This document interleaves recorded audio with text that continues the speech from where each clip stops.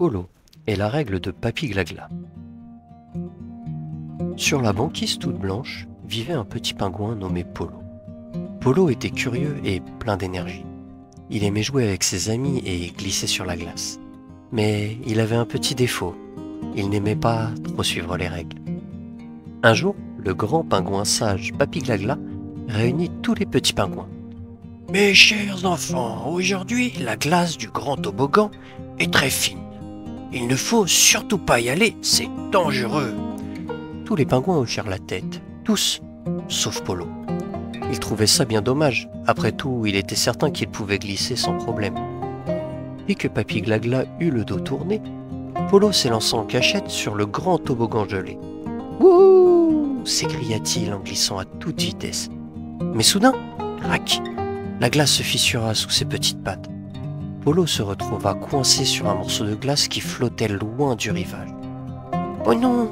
s'écria-t-il tout tremblant. De loin, ses amis l'aperçurent et appelèrent à l'aide. Heureusement, Papy Glagla arriva vite et avec l'aide des autres pingouins, ils poussèrent doucement le morceau de glace jusqu'au bord. Polo était sain et sauf, mais il se sentait très gêné. « Je suis désolé, Papy Glagla.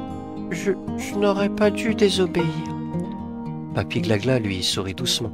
« L'important, c'est que tu aies compris. Les règles ne sont pas là pour embêter, mais pour protéger. » Polo hocha la tête. Cette fois, il avait bien compris.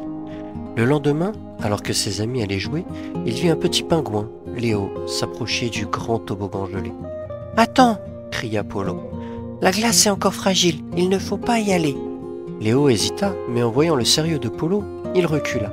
« Merci Polo, dit-il en souriant. » Polo était fier, il avait appris une précieuse leçon. Suivre les règles, ce n'est pas pour embêter, mais pour protéger ceux qu'on aime. Et depuis ce jour, sur la banquise, tout le monde écoutait un peu les conseils de Papy Glagla et ceux de Polo.